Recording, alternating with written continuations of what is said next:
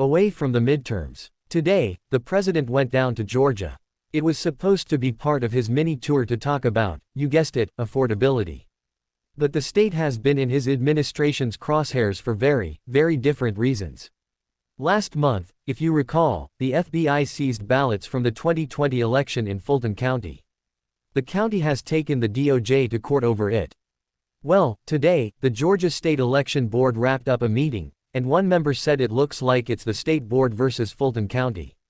The board decided to hire a private investigator to report them, but it is not exactly clear what that person is actually going to investigate. Usually the person who would look into voting issues is Georgia's Secretary of State, Brad Raffensperger.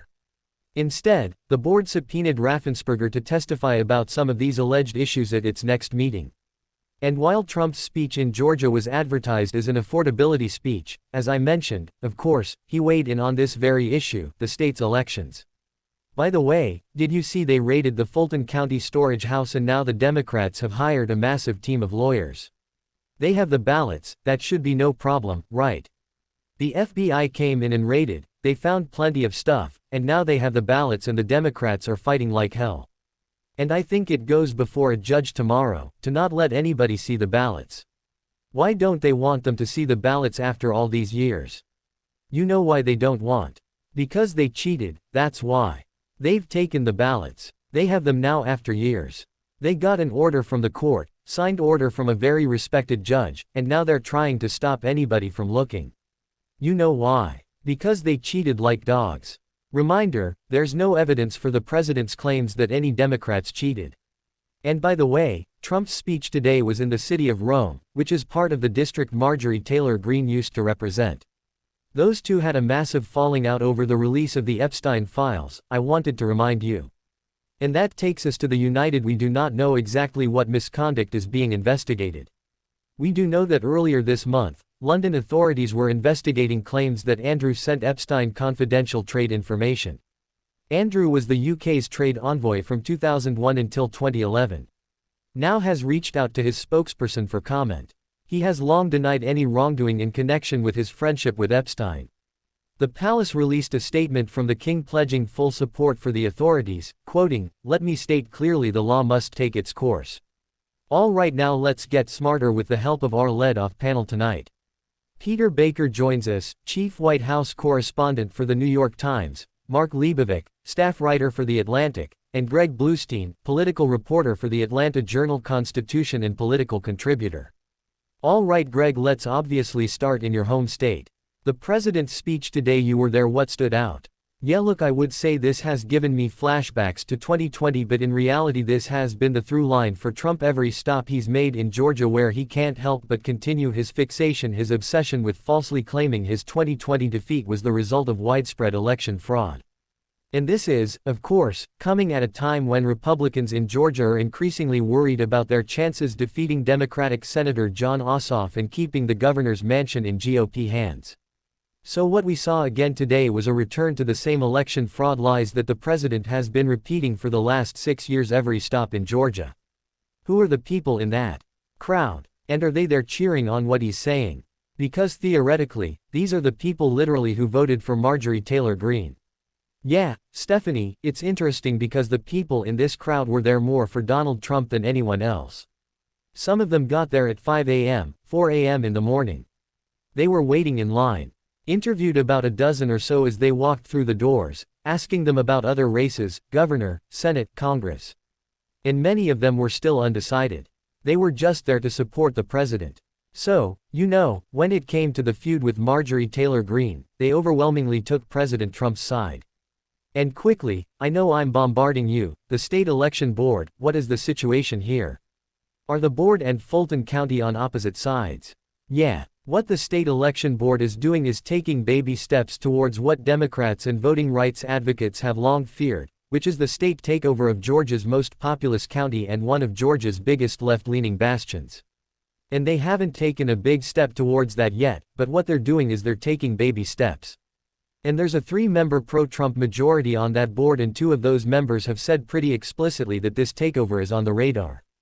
All right, Mark, I want to play for you what the president said specifically about mail-in voting today. Watch this. We don't want to have mail-in ballots where they're mailed in from all parts of the place. Mail-in ballots. We're the only country in the world that used this type of mail-in ballot, the only country in the world. I'll tell you what, Republicans have to win this one. We'll never lose a race. For 50 years we won't lose a race. Only country in the world. For fact's sake, more than 24 other countries use mail-in voting, including Canada and the UK. Mark, a lot of Republicans in Congress know this is a very bad idea because a whole lot of their voters use mail-in voting, including Donald Trump himself. Yeah, I mean, these are a lot of Republicans everywhere, not just in Congress. The layers of things that Republicans, elected Republicans would be cringing about tonight are pretty long and high here, because, I mean, first of all, the idea that he was going to focus on affordability in a state that he's obsessed with all kinds of peripheral things and peripheral figures about is kind of laughable. And then like mail-in voting, this is like the mail-in voting hobby horse has been like it's an obsession of his also. It's something that so many Republicans have told him to just back off of, because all you're going to do is dissuade your own voters from voting in a way that is extremely popular for people across the spectrum. So anyway, destructive on many levels, you can see why a lot of people would just be shaking their heads in the Republican Party. Okay, well, I was shaking my head with this one today, Peter. A huge banner of Trump's face went up, hung right outside the Justice Department. And this is the same Justice Department that seized 2020 ballots and is looking into Trump's election grievances. Make sense of this for us. Yeah, I mean, we've seen these banners on other buildings in Washington. But it's really different to do it at the Justice Department because for the very reason you're talking about, Justice Department is not supposed to be a partisan entity. It's supposed to be a dispenser of neutral justice. Right. And it's not supposed to be the president's personal political instrument. And yet you put that banner up there.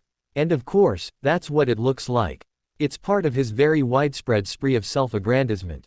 His picture is going up all over the place. His name is being blazoned on buildings. It's not just about vanity, although obviously that's part of it. This is a president who has admitted that he has narcissistic tendencies.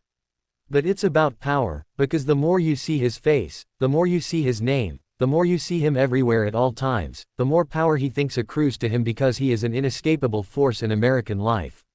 All right, new topic, Peter.